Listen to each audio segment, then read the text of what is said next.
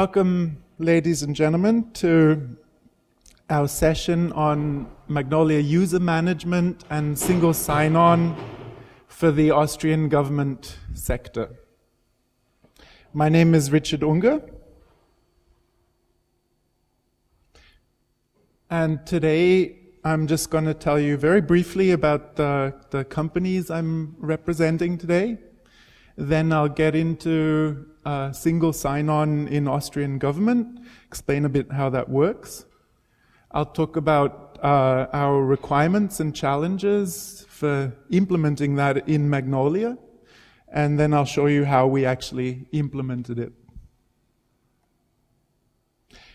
About Rise and Elephantset, the two companies that I'm representing, they work in partnership for content management projects using Magnolia. Rise, Research Industrial Systems Engineering, is a company founded out of the Technical University of Vienna in the late 80s. It's associated with the Department of Industrial Software at the Technical University, which forms a kind of think tank for the company Rise with 40 PhDs in there. There's about 300 experts working for Rise in very diverse areas of IT, and it's located in Vienna with offices in other countries and Rise people working worldwide.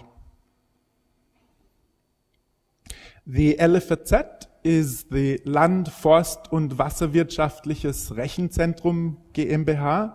It's an Austrian Viennese IT service provider that's entirely owned by the Austrian Ministry of Agriculture, which is also the principal customer of the Elephantset. It's got about 30 employees and additionally external consultants.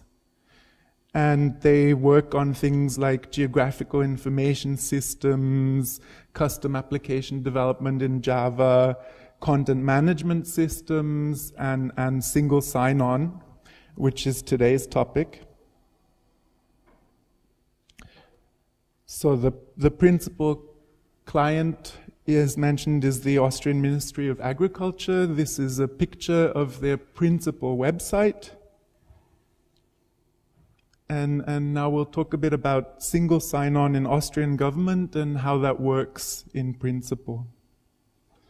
So just to motivate single sign-on a bit, for the website that you just saw a picture of, there's about 120 editors who all work together on that website.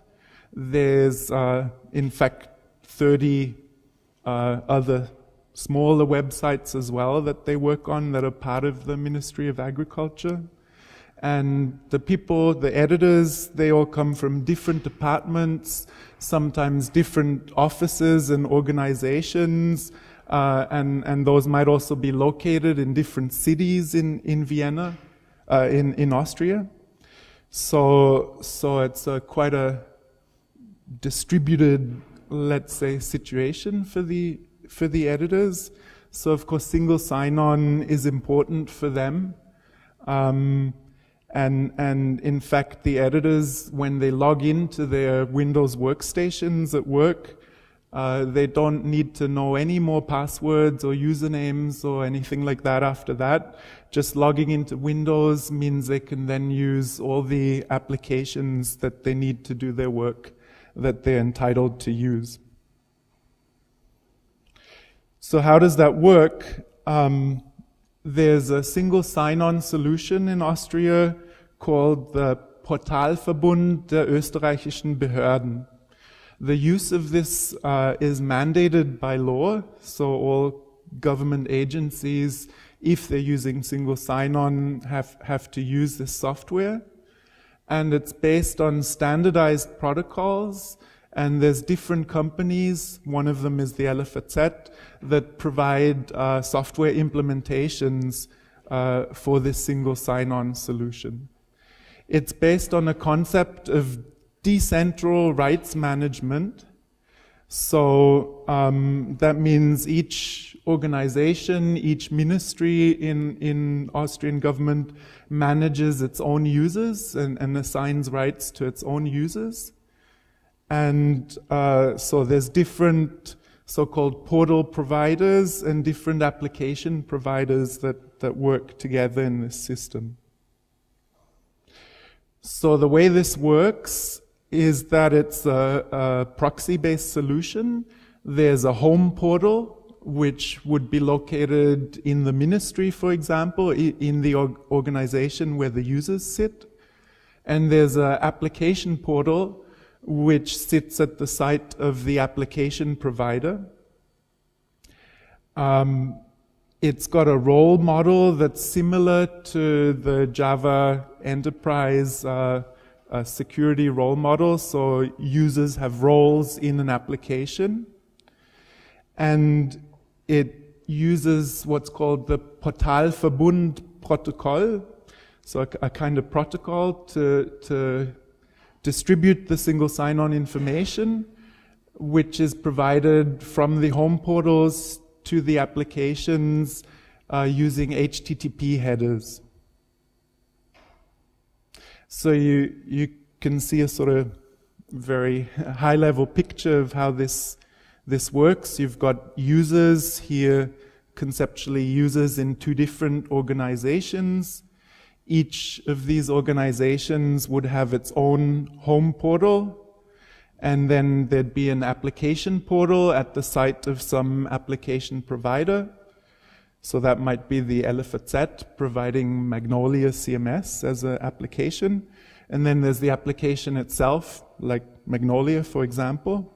And when users make a request to Magnolia or to that application, the request would flow from the user's client browser through the home portal of the user, which would add the HTTP headers with the single sign-on information, through the application portal, which would then check those headers to make sure that the home portal hasn't assigned more rights than that organization is entitled to, and then to the application itself, which can then read the HTTP headers and do something with them.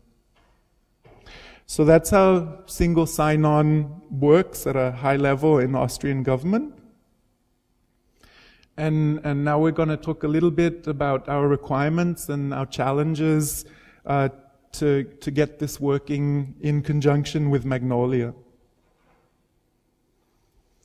So one of the really big challenges that we faced was to have manageable roles and groups. We had an older CMS system in operation before Magnolia. It also had a single sign-on integration for the Portalverbund. It had a different rights system than Magnolia, so it's not exactly comparable. But essentially, in the old system, we had 120 editors or so, and those editors needed 700 groups to define all the different combinations of rights and permissions that the editors needed in the different websites. So 120 editors, 700 groups. There's something not quite right there.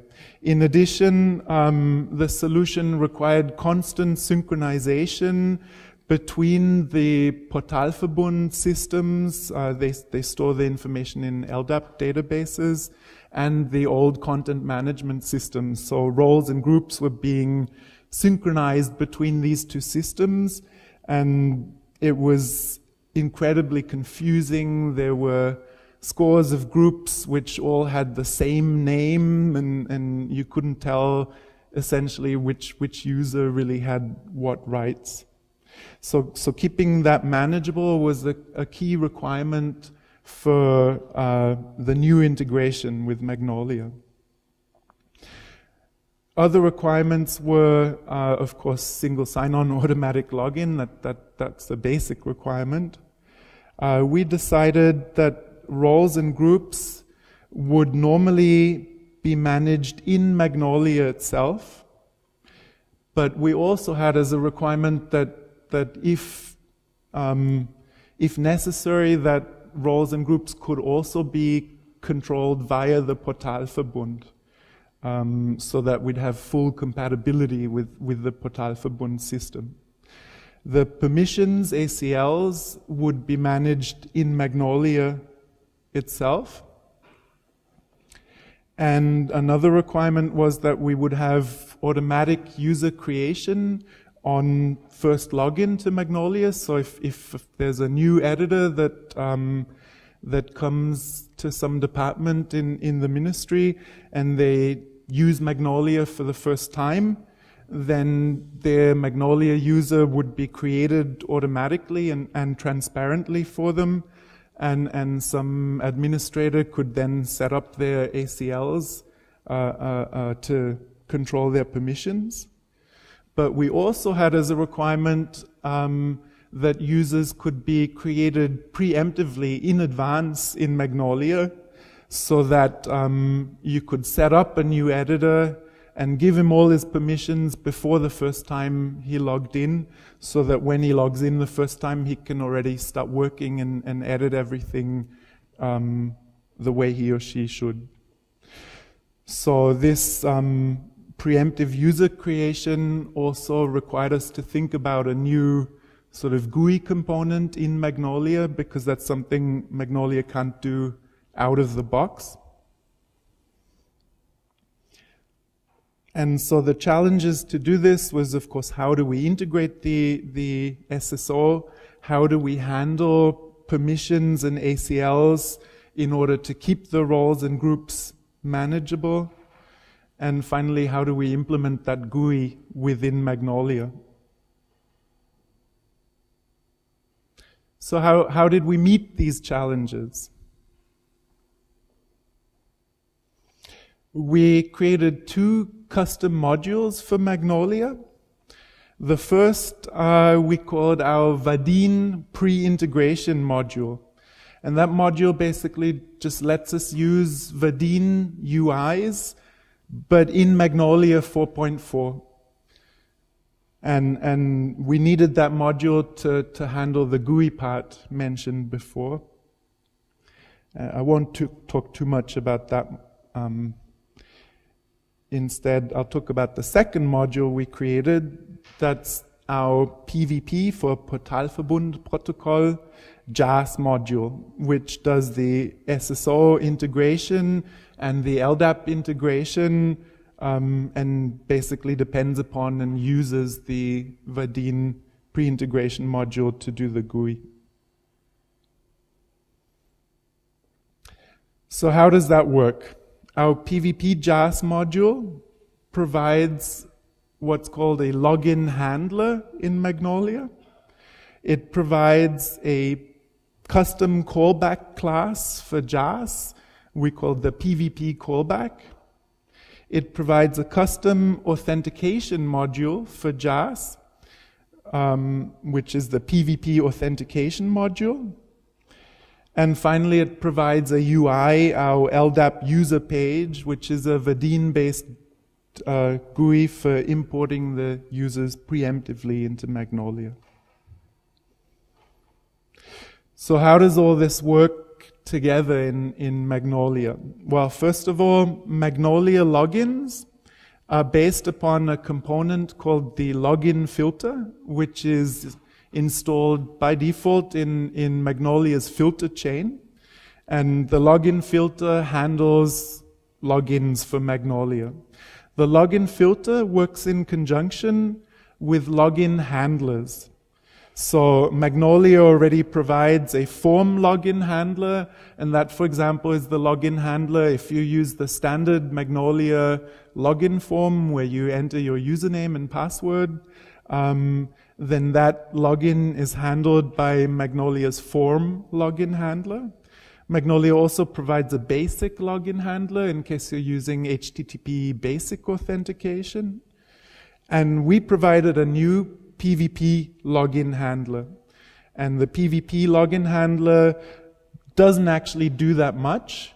What it does is it reads out those HTTP headers that are sent by the Portalverbund, and it reads out that information and basically initializes a PVP callback object, a new instance of a PVP callback object, which then contains the information from the PVP headers. So whatever the Portalverbund sent as the user identity and possibly roles for that user.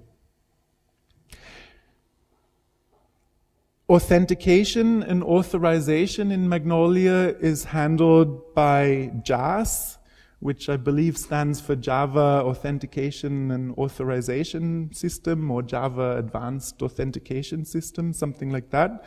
It's a standard Java API for authorizing and authenticating. And JAS works on a concept of a so-called login stack, which consists of potentially multiple authentication modules, which together handle authentication and authorization for a certain application in JAS. So JAS is kind of a standardized API, which then takes plugins, modules to handle specific authentication needs.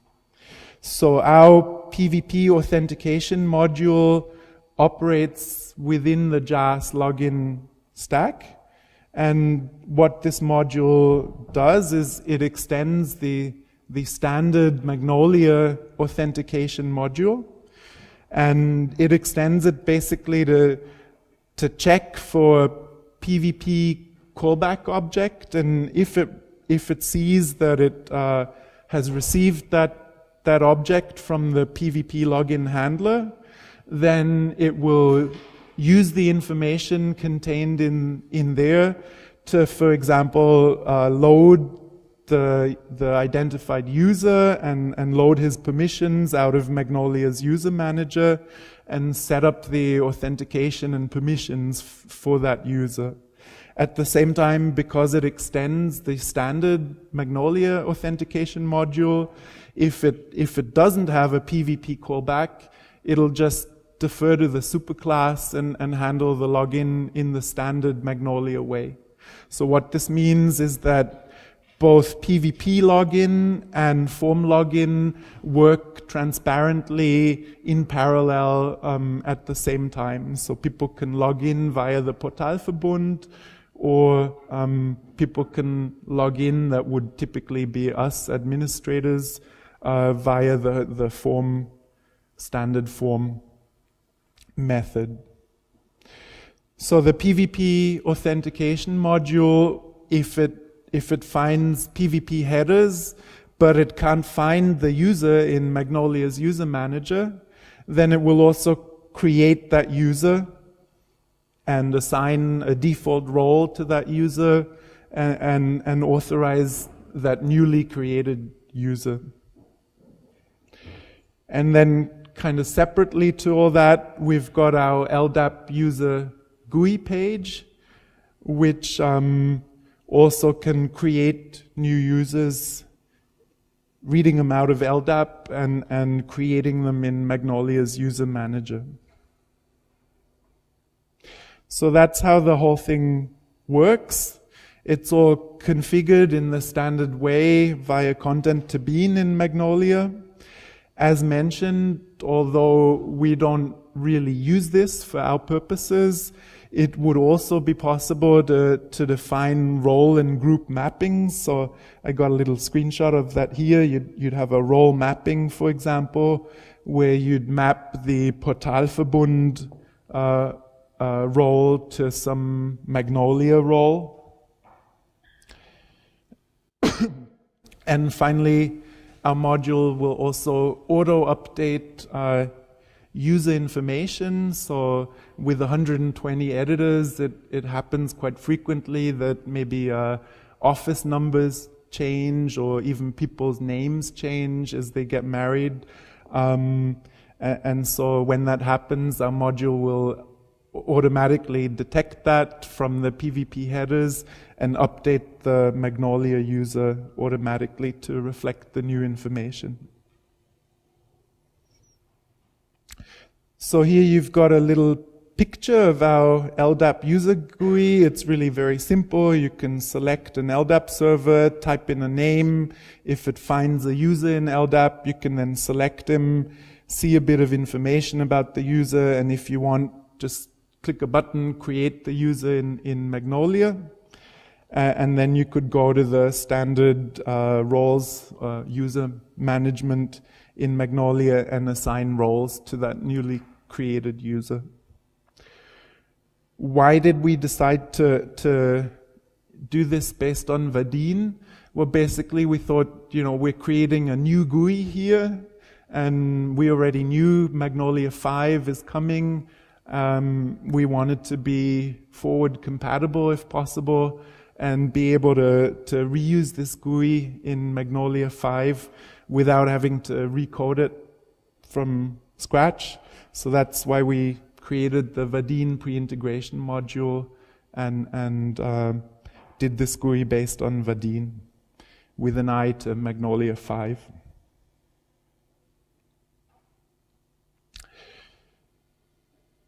So to conclude, the new system is easy for editors. They just log in with their Windows user, then they can open their browser and go straight into Magnolia through the Portalverbund without any more passwords or authentication. It's easy for the admins. They can create users preemptively. They can use Magnolia to assign groups to those users using Magnolia's great GUIs. We decided to sort of avoid the chaos that we had in the old system, to handle things in the way that our customer would manage the users. So they create users out of LDAP if they need them, and they assign groups to those users in Magnolia to control what permissions the user gets. Whereas the Elephantset as application provider and as super admin, so to speak, actually manages the groups, the roles, and the ACLs in Magnolia for the customer. And in conclusion, one can say Magnolia is now Portalverbund compatible. There's nothing standing in the way to further Magnolia deployments for Austrian government customers. And it's all working very well in production. It's been in production for over a year now, and we haven't had any trouble with it at all, really. Yeah, I was wondering, do you have any automated process for deletion of users or synchronization that focuses around removing users once they've been removed from the main system? No, we don't have anything like that at all, in fact. But of course, once a user is no longer existing at the ministry, then they can't use the Portalverbund at all anymore, right? They don't have their identity on the Portalverbund, so they can't use that to log into Magnolia anymore. And in terms of their Magnolia user is assigned a random password when it's created. So there'd also be, we don't expose the normal login form on the internet anyway, but even if they were somehow to get to the login form, they don't know their password, so they couldn't log in. It would be up to the customer to delete the users once they're no longer needed. And to be honest, I'm not sure whether they pay attention to that or not. I also have to add, any kind of synchronization that isn't triggered via our GUI or via the Portalverbund headers, we really wanted to avoid that based on our experiences with the old system. And it's also very difficult actually with the Portalverbund, because in theory, the customer, well, in practice, in fact, the customer is using multiple home portals at different locations. So we'd have to synchronize all over the place, basically. Is it based on, your programming, is it based on the enterprise edition, or is it for the community?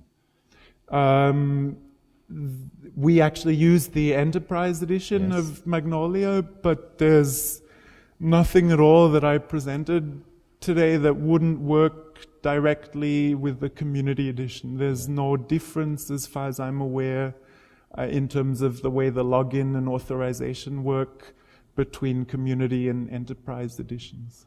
Is there any planning to get it into the community process, or to get the? Is it a module, or and will it get? Will you bring it into the community process of in the community version of Magnolia? I'm sorry. Well, as mentioned, there's no difference there. So if we had another government sector customer that was using Community Edition, we could provide them with this functionality directly. Mm-hmm. There's no plans to release this Portalverbund module as open source or anything like that, because well, you know, the only people who would really need this Austrian government, large Austrian organizations. Other governments. We'd like them to come to us, of course. Our Vadin pre-integration module, I've actually created a page on Magnolia's wiki. I can't provide the source code for this directly, but I've created a page on Magnolia's wiki to show how you can use Vadin in Magnolia 4.4. And I think there's some people who've already looked at that and done that as well, other than us. Thank you. I'd also like to, in response to that, maybe as far as I'm aware, the Portalverbund is used only in Austria, but sort of what I just presented would be a blueprint really of how you could integrate other single sign-on systems as well. Early in your presentation you said that when you started you had 700 groups for the editors. I wanted to understand a little bit better how the role and group assignment works, because as a result you can now, a user can log in and the login is automatically created. How do you assign them to the right groups, and how many groups are actually left today? So I don't know the answer precisely, but I think we're around 75 groups, something on that order, 75 to 100 groups that we're using today. So that's a big reduction. It's at least less groups than editors. And it's a number that's still halfway manageable. Also, there's no more synchronization, so really it's each group has a unique name, and the groups are clearly named. So that's been a big improvement. Sorry, the first part of your question. So basically our module provides a configuration option. When a new user is created, that user can be assigned default roles and default groups. And the way we've implemented this, if a new user logs into Magnolia via the Portalverbund, and that user is then created, we assign him a default role which basically doesn't have the right to do anything or see anything. And based on that role, we then show a sort of welcome page telling the user to contact their administrator to give them some rights for the website they're supposed to edit. But of course, generally the users are created via the LDAP GUI in advance by the customer's administrators and assigned the roles they need to edit the web pages that they're responsible for. Hello, I have a short question. You said you create users automatically in Magnolia on the first login if they don't exist already. We have a similar approach, but we use external users in Magnolia, so we have users that are not the part of Magnolia but still using Magnolia roles. Any particular reason why you couldn't use the external user? Yes, we did look at that. The reason for that again is the distributed nature of the Portalverbund architecture. So there's home portals. I'm not sure how many there are in Austria, but at least each ministry would have its own home portal. There's different organizations in our different Bundesländer, which all have their own home portals, and each of those home portals has its own LDAP database with its own users, right? So if we were to use Magnolia's external user manager to talk directly to the LDAPs, we'd have to, connect probably on the order of 30 different LDAPs. And in fact, there'd be, that would be pretty much impossible also from just a network security point of view. We'd have to open LDAP connections to all over the place, and I think it would also be a problem to actually identify which LDAP we need to talk to for a certain user. So we'd probably have to try all 30 LDAPs in the worst case to find the user that we need to authorize. Do you know if it's possible with Magnolia not only to synchronize the users, but also the groups or roles? If they, for example, in your header, if they also have the rules and group information, so that you could create, after the login, you could create the groups and rules if they are lacking in Magnolia? Yes and no. We could, of course, if we get the information that a user has a certain role or a certain group as defined by the Portalverbund, we could create an equivalent role or group in Magnolia. But the problem would be we wouldn't really know how to define the ACLs for that role or group, because the Portalverbund does not have a notion of ACLs. It has only roles, which are, pretty much just a string, that stands for a certain role the user has in an application. So we could create a role, but we wouldn't know really how to define that role without providing additional information in terms of configuration. So, in fact, we thought it would be better when the Portalverbund sends us role and group information, we thought it would be better to provide the mapping configuration that I showed you briefly, so we can take that Portalverbund role and we can map it to an existing Magnolia role or an existing Magnolia group, and that would have the ACLs already defined. And we don't, that's done dynamically, so when the user logs in, we do that role mapping and assign the user the permissions resulting from that. And we don't store the fact that the Portalverbund sent us this role in Magnolia, because we don't know, the next time the user logs in, that role might have been removed on the Portalverbund. But you still make if the user logs in, you still, the administrator of the Magnolia system has still to connect the roles to the user. That's a manual process. That is correct, yeah. Okay.